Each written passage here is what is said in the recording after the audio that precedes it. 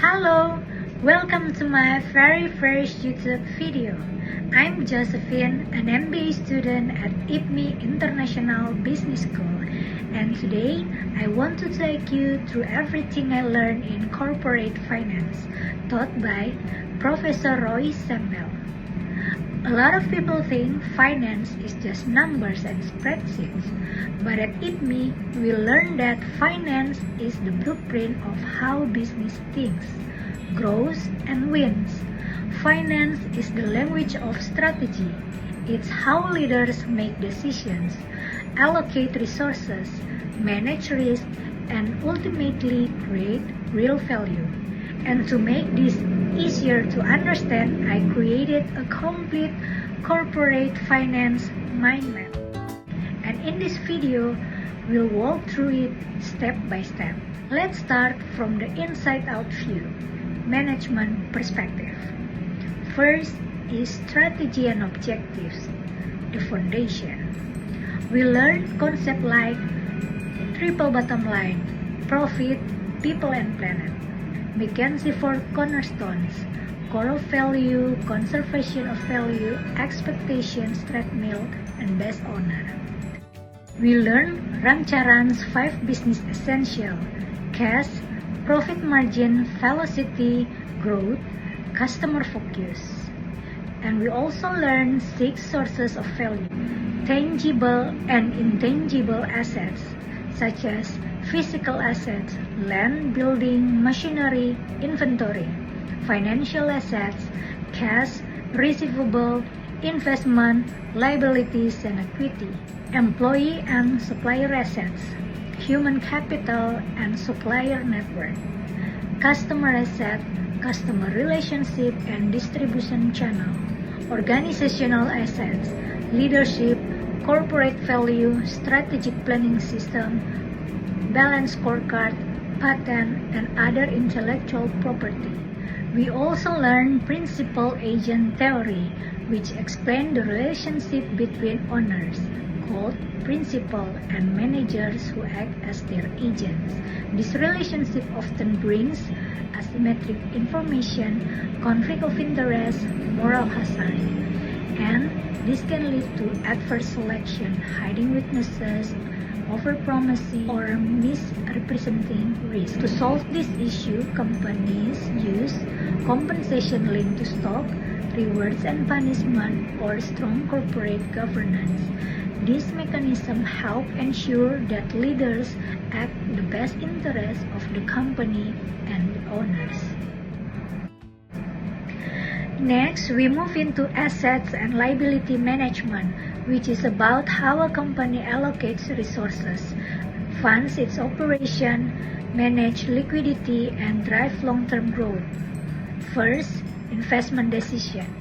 This is where capital budgeting tools like NPV, IRR, PI, payback, and real option help us evaluate which projects truly create value. Second, financial decision. A capital structure is about determining a right balance between debt, loans or bonds, or issuing shares equity. This is where Moligani-Miller capital structure theory becomes relevant.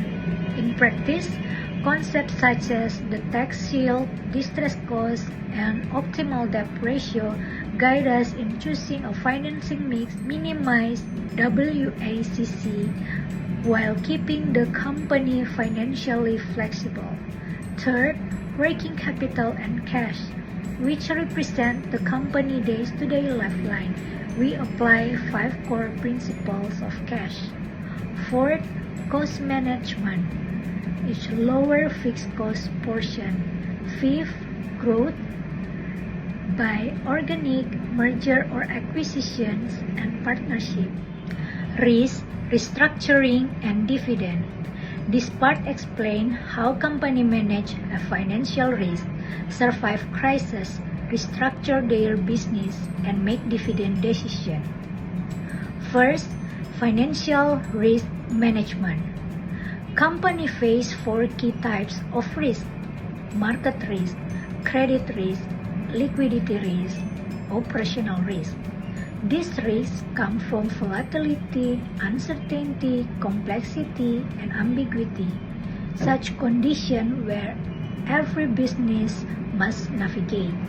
To manage this risk, companies use hedging. This includes basic tools like forward, futures, options, and swaps to stabilize cash flow and protect the company from unexpected movement in interest rates, currencies, or commodity prices. The goal is not to eliminate risk completely, but to reduce volatility and avoid financial distress. When risks are not managed well, distress follows. Two paths: permanent exits, liquidation or legal bankruptcy, or turnaround through operations and asset restructuring. Next is corporate restructuring and turnaround. When companies choose to survive and transform, they enter a corporate restructuring and turnaround journey. Starts with stabilizing the business, stop the bleeding, fix the balance sheet, and restore short-term liquidity.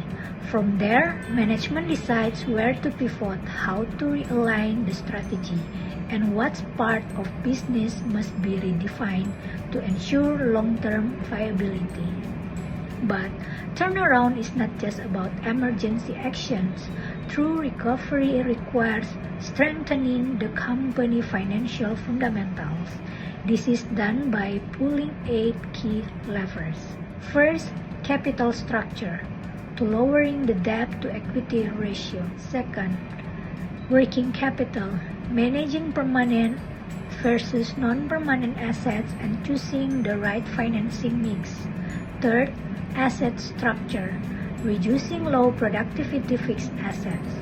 Fourth, revenue management, increasing recurring revenue. Fifth, cost management, lowering fixed cost portion. Sixth, cash flow management, applying the 5 principles of cash. Seventh, growth management, focusing on organic and partnership-based growth. 8. Risk management, lowering risk appetite and strengthening control. Before we move further, I also want to highlight one of the most interesting parts which we learned through the famous case study of RGR Nabisco. The RGR Nabisco case is one of the most legendary stories in corporate finance because it illustrates how high-stakes decisions, incentives, and strategy collide in the real world. Through this case, we explored LBO, MBO mechanism, sources of gain, the conglomerate discount, ethical issues, and conflict of interest. This case shows how financial restructuring can create value, but also how misaligned incentive can destroy it. We also learned that before executing an LBO, there are 3 critical factors that must be carefully assessed. First, tax benefit. Second, principal-agent problems with excess free cash flow. Third, conglomerate discount. Now, let's move to dividend policy. The first reason dividends are important is tax treatment. The second reason is signaling. In finance, we say actions speak louder than words. Financial statement can be influenced by accounting policy and non-cash numbers, but dividends require real cash. So when a company pays dividend consistently, it sends a strong and credible signal to investors that the business is financially healthy, generating genuine cash flow, and confident in its future performance. This builds long-term trust and strengthens the company reputation in the market. And the third reason is reducing the agency problem. Now, let's shift to the outside-in perspective. We view the company through the eyes of investor. From this point of view, the starting point is understanding the principles and portfolio logic. Return always comes with risk. Portfolio theory explains these relationships by separating systematic risk, market-wide risk, which cannot be diversified away, unsystematic risk, company-specific risk, which can be eliminated through diversification. Tools like correlation analysis, efficient frontier theory, and beta help investors choose portfolio that deliver the highest return for a given level of risk. To turn theory into decision, investors use the Capital Assets Pricing Model, or CAPM, which links a stock's risk to its required return. This becomes the foundation for valuation, cost of equity estimation, and overall portfolio construction. Next, investors evaluate companies through valuation and market efficiency. They compare intrinsic value versus market price to identify whether an asset is undervalued or overvalued. The efficient market hypothesis influences how quickly they believe information is reflected in prices, whether markets operate in weak, semi-strong, or strong form. But valuation is not just mechanical. Investors also consider relative valuation using multiples like PE, PBV, or EV/EBITDA, and they pay attention to the story behind the numbers, the company's strategy, management quality, competitive strength, and ESG factors. From here, investors apply analysis frameworks. Quantitative technique look at financial statement, ratio, and valuation models such as PE, PBV, and DCF. Qualitative analysis consider business models, market positions, macroeconomic trends, and brand strength. Technical analysis focus on price movement, patterns, and momentum, and sentiment captures how emotion influence short-term price behavior. Together, these frameworks allow investors to form a complete and informed view of a company. In the end, they review portfolio performance to ensure their investment decisions deliver the right balance between risk and return.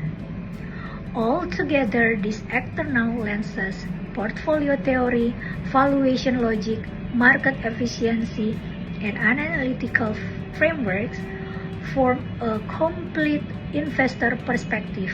This outside-in view shapes how the market prices the company, how investors assess risk, and ultimately how the company's financial decisions translate into shareholder value. Now, we move to enablers and business conduct, which form the foundation that allows financial strategies to actually work in practice. These are the elements that create trust, discipline, and long-term sustainability in the organization. We begin with ethics. Understanding the difference between unethical and illegal behavior is crucial, and lessons learned from history. There are many examples of how ethical failures can destroy even highly profitable companies. And next is fraud, risk management, and prevention, which help protect the company from internal and external threats. Here we use the fraud hexagon, which explains 6 drivers of fraudulent behavior: pressure, opportunity, rationalization, character, arrogance, and capability. By understanding these triggers, companies can design better controls. Fraud prevention includes building strong employee ethics, creating SOP for responding to suspicious activity, training employees to detect fraud early, and ensuring robust financial control and IT security. Protective hardware and software along with effective whistleblower system make it easier for employees to speak up safely. Then we look at governance, captured through the tariff principle, transparency, accountability, responsibility, independency, and fairness. Good governance reduces agency problems, improves decision-making, and ensures the company operates responsibly. Investors and stakeholders rely on this governance principle as signals of integrity and reliability. Finally, we consider ESG and intangibles as value drivers. Environmental, social, and governance performance, together with intangible assets like brand reputation, human capital, and intellectual property, significantly enhance long-term value. These tangible factors often influence customer loyalty, employee engagement, regulatory trust, and corporate reputation. In today's world, strong ESG performance is no longer optional. It is a critical component of sustainable value creation. Aside from this, we also learn about the finding of fraud statistics that actually quite surprising. According to the data, the most common profile of someone who commits fraud is male, middle income, 41 to 50 years old, and well-educated. So, fraud doesn't usually come from low-level employees. It often comes from people who are more senior, trusted, and have access to important information or assets. We also saw that most fraud cases are done by one person acting alone. But when more people are involved, the amount of losses become much bigger. The simple lesson here is fraud isn't just about weak controls, it's about behavior, pressure, opportunity, and ethics. That's why strong corporate governance, transparency, and accountability are so important in every company. That's all the lessons we learned throughout the semester. We applied this concept through assignment, case study, movie review, book review, and even building our own investment portfolio. That's right up my corporate finance summary at IPME. This course taught me that finance is not just numbers, it's how leaders think, decide, and create value that lasts. If you found this video helpful, don't forget to like and share it with anyone interested in business finance or MBA life. Thank you so much for watching my video. I'm Josephine, and I'll see you in the next one. Bye!